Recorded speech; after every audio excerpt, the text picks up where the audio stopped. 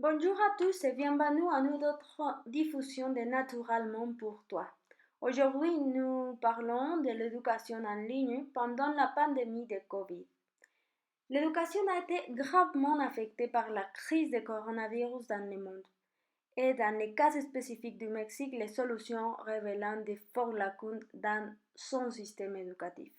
Le ministère de l'Éducation publique a annoncé les poursuites de son plan d'enseignement à distance pour les 37 millions d'élèves du Mexique, qui durera jusqu'à la prochaine année scolaire, afin de se conformer aux mesures nécessaires face à la pandémie de coronavirus, ainsi que toutes les universités et lycées.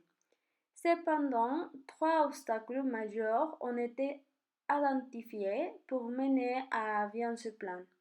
Le manque de connectivité et d'outils ainsi que l'ignorance numérique tant des enseignants que des élèves. Le Mexique fait partie des pays qui ont été une stratégie solide, numérique et télévisuelle.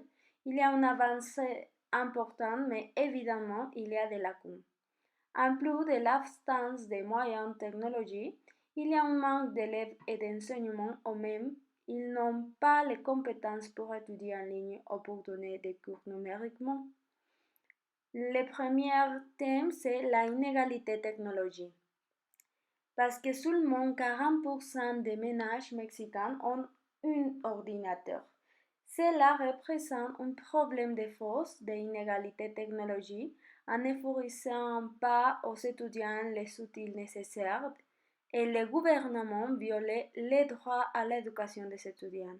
Au Mexique, il y a plus de 30 millions d'étudiants et le corps du droit à l'éducation est le droit d'apprendre. C'est donc ce qui doit être sauvegardé en premier lieu.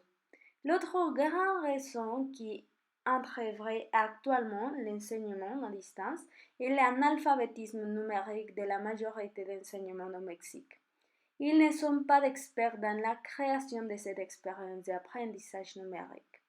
Leur maîtrise de la technologie est très différente, à commencer par l'accès, car une bonne partie d'enseignement aujourd'hui ne dispose pas d'un appareil suffisamment nouveau pour enseigner en ligne.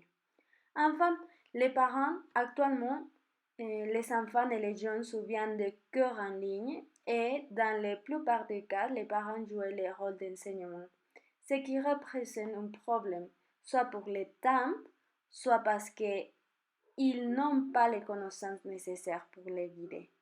En conclusion, les cycles scolaires prendront fin et les élèves seront évalués, mais il restera des lacunes dans les connaissances des élèves.